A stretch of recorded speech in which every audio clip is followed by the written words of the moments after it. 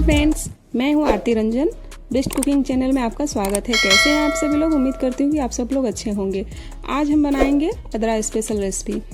तो इसके लिए सबसे पहले हम चूल्हे को क्लीन कर लेते हैं। चूल्हा तो हमारा क्लीन रहता ही है, लेकिन स्पेशल हम नियम से इसको हम क्लीन कर रहे हैं ताकि हम जो प्रसाद बनाएंगे तो सबसे पहले हम अपने भगवती को चढ़ाएंगे, अपने घर में देवता को चढ़ाएंगे, भगवान जी को चढ़ाएंगे। इसलिए हम सबसे पहले चूल्हा को क्लीन कर लेंगे, उसके बाद ही हम इस पे प्रसाद बनाएंगे। तो अब हम चूल्हे को अच्छे से क्लीन कर लिए हैं, आप देख रहे होंगे। इस तरीके से सभी को कर लेना है। और अब हम एक भगोना लेंगे जिसमें हम थोड़ा सा घी इसमें लगाएंगे चारों तरफ। घी लगाने से क्या होता है कि जो हम जब खीर बनाते हैं ना तो वो चिपकता नहीं है। पहला टिप्स तो ये हो गया। और दूसरा टिप्स ये है कि आप चाहे तो इसमें 1 कप पानी डाल सकते हैं। अगर आपके पास घी ना हो तो 1 कप पानी भी डाल सकते हैं, जिससे हमारा खीर जो है चिपकेगा नहीं। तो हम घी भी लगा लिए हैं और 1 कप पानी डाल दिए हैं। आप चाहे तो पानी डाल सकते हैं या आपके पास घी हो तो घी लगा सकते हैं। अब इसमें हम फुल क्रीम मिल्क ऐड करेंगे। देखें इस तरीके से हम 250 ग्राम चावल लिए हैं और 2.5 लीटर मिल्क भी है। 4 से 5 हरी इलायची ले लिए, 8 से 10 बादाम ले लिए हैं, काजू ले लिए हैं और सभी ड्राई फ्रूट्स को इस खल में कूट देंगे। साथ में हम 100 ग्राम चीनी ले लिए हैं। अब हम मिल्क को चूल्हे पे चढ़ा दिए हैं। अगर मेरे चैनल पे आप नए हैं तो प्लीज़ मेरे चैनल को सब्सक्राइब करें ताकि हम जो भी वीडियो डालें वो उसका नोटिफिकेशन आप तक पहुँचे। और लाइक करें, कमेंट करें, शेयर करना बिल्कुल भी ना भूलें।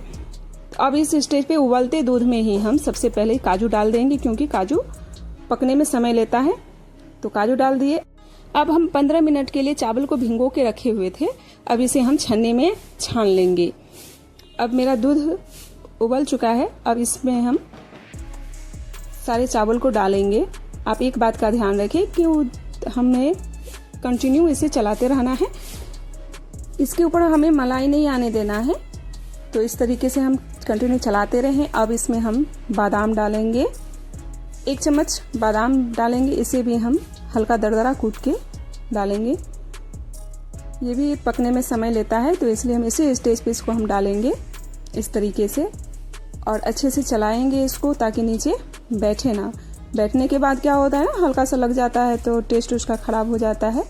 तो कंटिन्यू चलाना है और मलाई नहीं आने देना है। सबसे बड़ा ट्रिक यही है हमारी खीर का। और अब हम इलायची को भी हल्का दरदरा कूटेंगे, ज़्यादा फाइन नहीं करना है, हल्का दरदरा ही कूटना है इसको। इस तरीके से हम कूट लेंगे। अब इस तरीके से आप देखें खीर हमारा लगभग होने वाला है। तो इस स्टेज पे हम सारे इलायची को डाल देंगे, देखिए इस तरीके से। और हम छिलका को अलग कर लिए हैं। आप इस छिलकों को आराम से रख सकते हैं, चाय पत्ती और में आप रख दें और जब चाय बनाएं तो आप डाल दें, उसमें आपके इसका टेस्ट आ जाएगा इलायची का। तो एक साथ 2 टिप्स हो गया आपका, एक खीर बनाना में भी हो गया और साथ में इलायची का भी खुशबू जो है हमारे चाय में आ जाएगा। और अब इस स्टेज पे हम चीनी डालेंगे। 100 ग्राम चीनी लिए हैं, तो इसे भी हम इस तरीके से रख लेंगे सभी चीनी को और इस तरह से इसको भी हम मिलाएंगे। और बहुत ही अच्छा खुशबू आ रहा है इस खीर का। हम आप तक तो पहुंचा नहीं सकते हैं, लेकिन आप महसूस कर सकते हैं कि कितनी अच्छी खुशबू होगी। इस तरीके से आप एक बार घर पे ज़रूर ट्राई करें। अब ये इसे हम गैस को ऑफ कर देंगे। अब नीचे हम उतारते हैं इसको। अब हम सबसे पहले अपने भगवान के लिए प्रसाद के लिए हम पहले ही निकाल लेंगे। देखें इस तरीके से हम निकाल लिए हैं और साथ में आम रख लिए हैं, क्योंकि अदरा है तो हमारे घर में भगवान जी को भोग लगाया जाता है खीर और आम से। तो अब हम सबसे पहले अपने भगवती को भोग लगा दिए हैं। अब हम बनाएंगे काबुली चना का सब्जी, जिसे हम 7 से 8 घंटे के लिए पानी में डाल दिए थे फूलने के लिए। 7 से 8 प्याज ले लिए हैं, 2 पोट लहसुन है जिसे हम अच्छे से छिलका हटा लिए हैं। और ये गरम मसाला है, खड़ा गरम मसाला, 1 पिंच अदरक का टुकड़ा है, 4 हरी मिर्च है, 2 लाल मिर्च है और 1 तेजपत्ता है। सारे सामग्री को हम इकट्ठा करेंगे और प्याज को हम इस तरह से पतले पतले पीसेस में चॉप कर लिए हैं। आप देखें इस तरीके से सभी प्याज को कट कर लेना है। और अब हम मसाला ऐड करेंगे। तो 2 चम्मच हम लाल मिर्च पाउडर लेंगे, इस तरीके से देखें। 2 चम्मच धनिया पाउडर लेंगे, और साथ में 2 चम्मच हल्दी पाउडर लेंगे, 1 चुटकी जीरा पाउडर, 1 चुटकी मिर्च पाउडर, और सभी को हम मिक्स कर लेंगे। इस तरीके से सारे मसाले को मिक्स कर लेना है। और अब इस काबुली चने में हम सारे मसाले को डालेंगे। जो भी मसाला अभी आप देखे हैं ना हम जो लिए हैं, वो सारे मसाले को इसमें डालेंगे।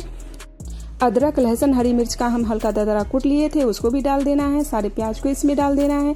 1 चम्मच तेल डाल देना है, सरसों का तेल, और सभी को हम अच्छे से मिक्स कर देंगे। इस तरीके से देखें, अब हमारा कुकर जो है गर्म हो चुका है। इसमें 2 बड़े चम्मच हम तेल ऐड करेंगे।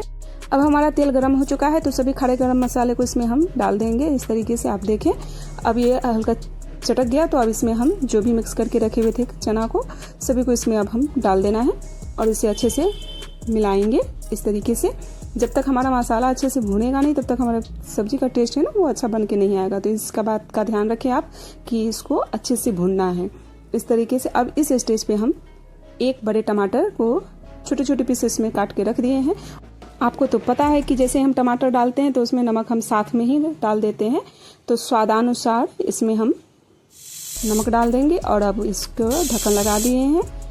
3 से 4 सीटी देना है क्योंकि ये अच्छे से पक जाए हमारा जो चना है।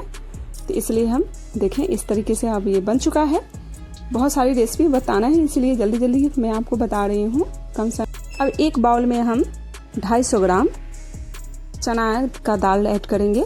जिस गिलास से हम दाल डाले हैं उसी गिलास से 1 गिलास इसमें हम पानी ऐड करेंगे। 1 चम्मच हल्दी पाउडर डालेंगे, 1 चम्मच नमक डालेंगे और 1 चम्मच तेल डालेंगे, सरसों का तेल। उससे क्या होता है कि बाहर नहीं आएगा। आपको देखिए आप देखिए जब सीटी आया तो ये बाहर नहीं आया दाल, इसलिए इसमें हम थोड़ा सा तेल ऐड कर दिए हैं। तो इसी तरह से हमें 3 सीटियाँ देनी हैं। अब ये दाल भी पक चुका है। अब इसे हम नीचे उतारते हैं, गैस को करते हैं ऑफ और देखें इस तरीके से दाल जो है हमारा पक चुका है। इसमें पानी भी नहीं बचा और ये दाल भी गल चुका है। देखें है ना, अच्छे से पक चुका है। तो इसे हम ठंडे होने के लिए रखेंगे। सबसे पहले इसको हम क्या करेंगे, इसी में हल्का हल्का चला लेंगे ताकि हमें इसका पेस्ट बनाने में ना आसानी हो। तो अब इसे हम पंखे के नीचे रख देते हैं क्योंकि जल्दी बनाना है। तो पंखे के नीचे रख दिए हैं, ठंडा हो गया है।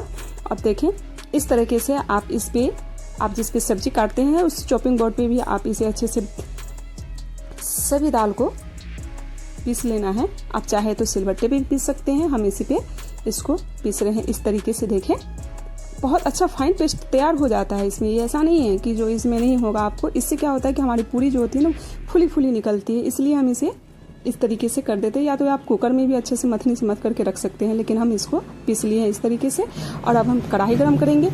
कढ़ाई मेरा गर्म हो चुका है तो 1 चम्मच जीरा और 1 चम्मच मिर्च डालेंगे, इसको भूनेंगे और 2 लाल मिर्च डालेंगे इसमें। सभी को अच्छे से हम भून लेंगे क्योंकि इसका टेस्ट बहुत बढ़िया आता है। तो इसको हम भून लिए हैं इस तरीके से और इसका हम दरदरा कूट लेंगे। अब इसमें हम तेल ऐड करेंगे। मेरा कढ़ाई ज़्यादा गर्म हो चुका था तो अब ये इसमें हम 1 चम्मच जीरा डालेंगे। इस तरीके से देखें तो जीरा मेरा चटक जाए तो उसमें हम 1 चम्मच लहसुन का पेस्ट डालेंगे। लहसुन, जीरा और मिर्च का पेस्ट इसमें डालेंगे। तो इस सभी के पेस्ट को हम इस तरह से पका लेना है।